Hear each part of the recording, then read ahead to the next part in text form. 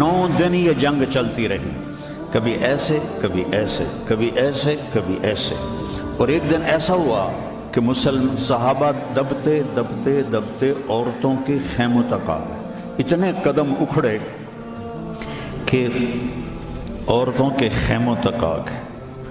تو حضرت اکرمہ رضی اللہ تعالیٰ عنہ نے اپنی تلوار کی نیام کو توڑ دیا اور لوہے کے ٹوپی کو اتار کے پھینک دیا، کہا من یبایعنی علی الموت، یا اللہ ہمیں موت دے گا یا فتح دے گا۔ تو حضرت خالد بن ولید اور اکرمہ رشتہ دار ہیں، تو خالد بن ولید نے ان کا ایسے ہاتھ پکڑ لیا، نا نا نا نا نا نا، ابھی تمہاری ہمیں ضرورت ہے، یہ نہ کرنا یہ نہ کرنا۔ تو انہوں نے کہا الیک عنی، دور ہو جاؤ مجھ سے، انی و ابی کان من اشد الناس عداوۃ لرسول اللہ و افر منکم اليوم، میں اور میرا باپ ساری زندگی دشمن اسلام رہے، آج ہی تو داغ دھونے کا وقت آیا اور میں بھاگ جاؤں۔ ان لک سابقۃ، تو مجھ سے پہلے ایمان لا چکا ہے اور آگے بڑھ چکا ہے، پیچھے ہٹ جا، میرے راستے میں حائل نہ ہو۔ تو سب سے پہلے ان کے بیٹے عامر بن اکرمہ نے بیعت کی، پھر حارث بن ہشام، سہیل بن عمر، زرار بن اوزر، ابو سفیان بن حرب، ان سارے سرداروں نے بیعت کی، اور سب نے اپنے خود لوہے کی ٹوپیاں پھینک دیں اور تلواروں کی نیامیں توڑ دیں اور شیر کی طرح حملہ آور ہوئے، وہ سارے روم کو پلٹا کے پیچھے پھینک دیا۔ اور جب روم کے قدم اکھڑ گئے تو خالد بن ولید فوراً بھاگے بھاگے واپس آئے کہ میں پتہ کروں کہ اکرمہ کس حال میں ہے اور عمر کس حال میں، رشتہ ایک مخزومی ہے نا دونوں۔ تو جب عمر کو دیکھا تو وہ ختم ہو چکے تھے، جب اکرمہ کو دیکھا تو ان میں کچھ سانس باقی تھا، تو انہوں نے ان کا سر اپنی گود میں لیا اور منہ میں تھوڑا پانی ٹپکایا اور ان کے بیٹے عمر کا سر یہاں رکھ لیا، یہاں۔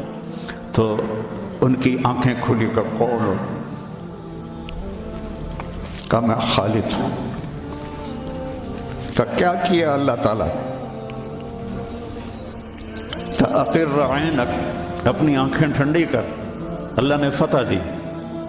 کہ اچھا عمر کو کہہ دینا جو تم نے کہا تھا وہ ہم نے کر دیا،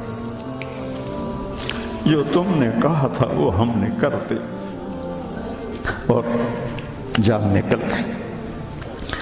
تو حضرت خالد بن ولید کو حضرت عمر پہ غصہ آ گیا۔ عرب جب غصے میں بولتے تھے تو ماں کے نام سے پکارتے تھے، اور جب اچھے ماحول میں ہوتے تھے تو باپ کے نام سے پکارتے تھے۔ تو یہاں حضرت خالد کہنے لگے کلا زعم ابن الحنتمہ اللہ نستشہد۔ حنتمہ حضرت عمر کی ماں کا نام ہے، حنتمہ کا بیٹا اب یہ نہیں کہہ سکتا کہ سرداروں نے جان قربان نہیں کی۔ یہ میرے نبی کی محنت کا ثمرہ ہے، یہ مدارس اسی کا سلسلہ ہے، یہ خانقاہیں اسی کا سلسلہ ہے، یہ تبلیغ اسی کا سلسلہ ہے۔ لیکن بیٹو صرف کتابیں پڑھنے سے تربیت نہیں ہوتی، اہل اللہ کی تربیت میں رہو، ان کے ساتھ اپنے اندر کی گندگیاں نکالو، تبلیغ میں وقت لگاؤ۔ مجاہدے سے انسان میں جلا پیدا ہوتی ہے اور وہ اس کا رخ نیکیوں کی طرف پھرتا ہے۔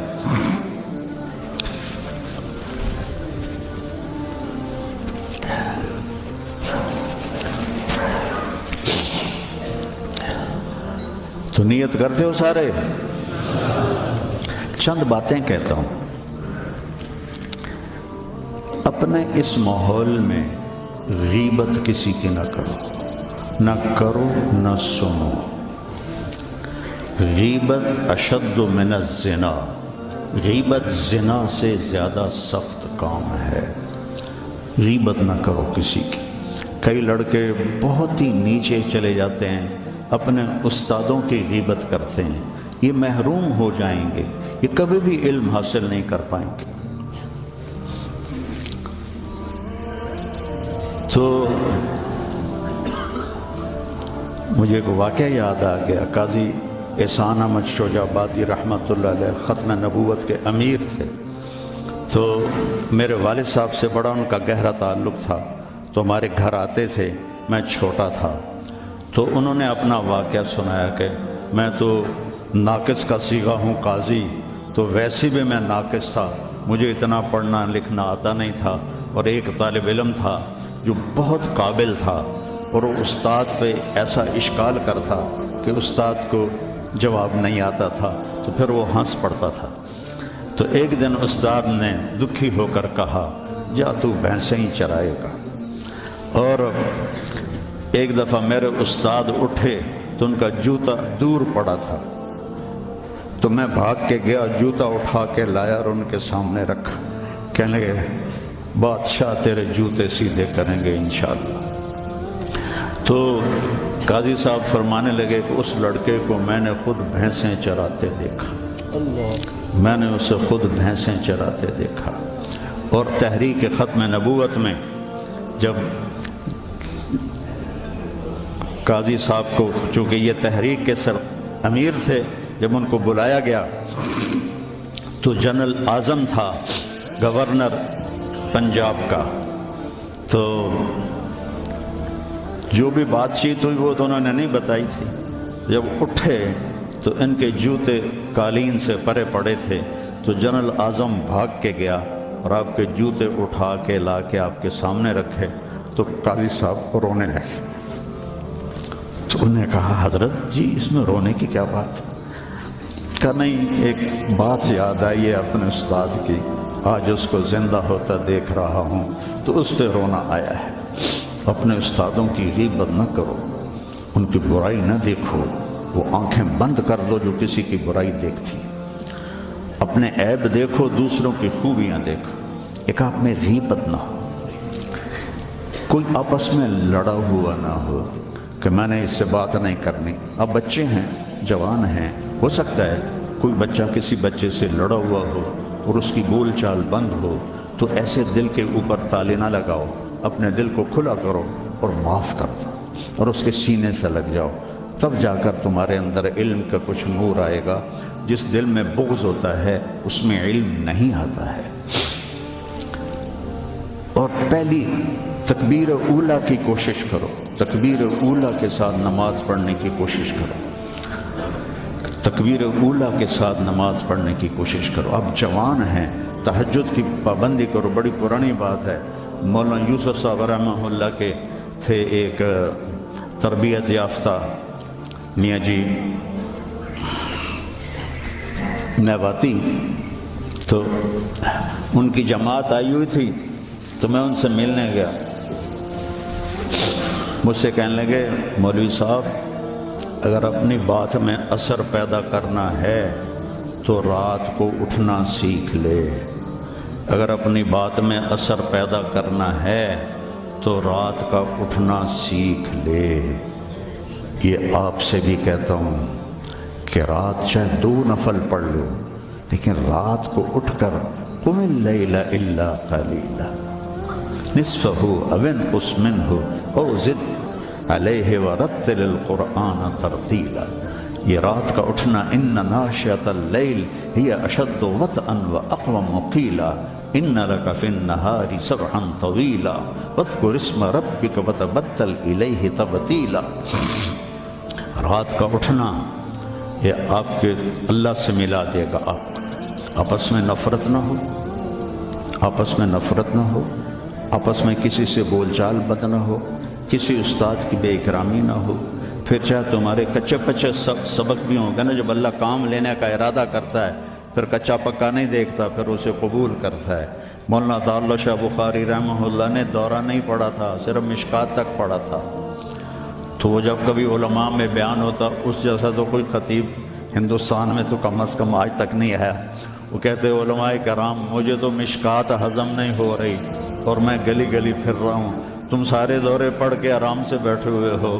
یہ ان کا ایک جملہ مجھے سنایا ہمارے استاد مولانا ظفر صاحب رحمہ اللہ، فوت ہو گئے۔ ٹھینگی میں ان کا مدرسہ تھا، جامعہ خالد بن ولید۔ تو بچوں آپس کی محبت سے رہو، اپنے سبق کے ساتھ انصاف کرو۔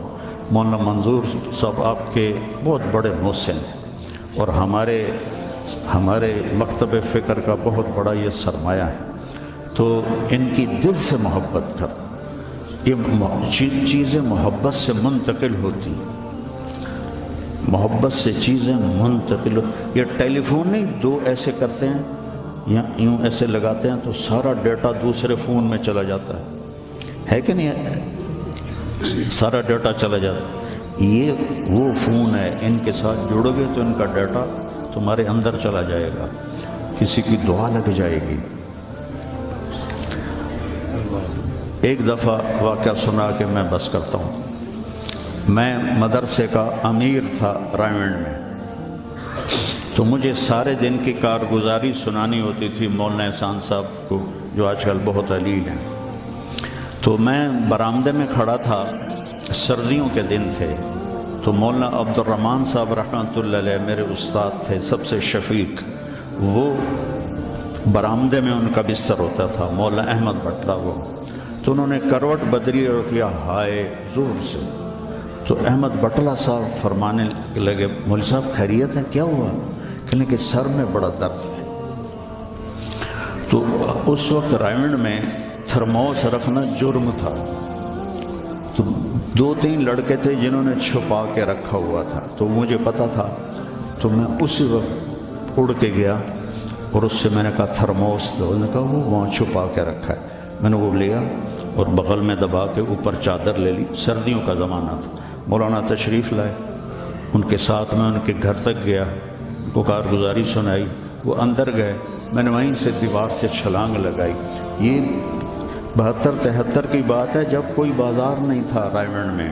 2-3 صرف چھوٹے چھوٹے ہوٹل تھے اور 10 بجنے والے تھے، اور اس وقت سناٹا ہوتا تھا. میں نے کہا یا اللہ، چائے بھی مل جائے اور سر درد کی گولی بھی مل جائے تو آج میرا کام بن جائے. تو میں نے سارا دیکھا تو سب ہوٹل بند. ایک ہوٹل بند تھا لیکن تھوڑا سا کیواڑ کھلا ہوا تھا اور اندر سے روشنی آ رہی تھی.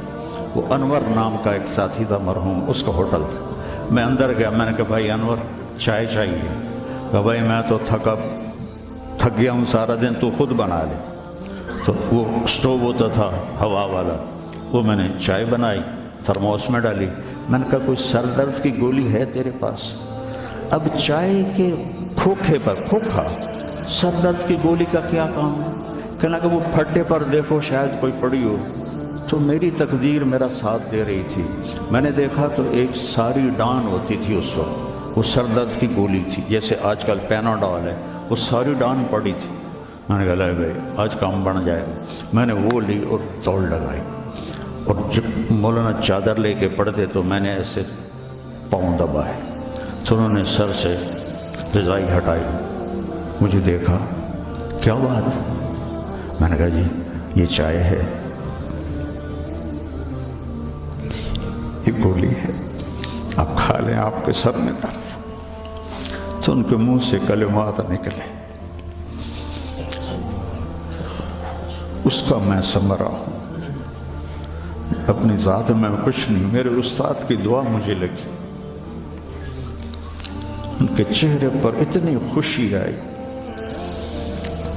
وہ بڑبڑاتے ہوئے، الفاظ مجھے سمجھ میں نہیں آ رہے تھے لیکن میرے لیے دعا فرما رہے تھے. تو ایسے موقع تلاش کیا کرو کہ آپ کو استاد کی خدمت کا موقع ملے تو ان کے منہ سے دعا نکلے اور آپ کے کام بن جائیں.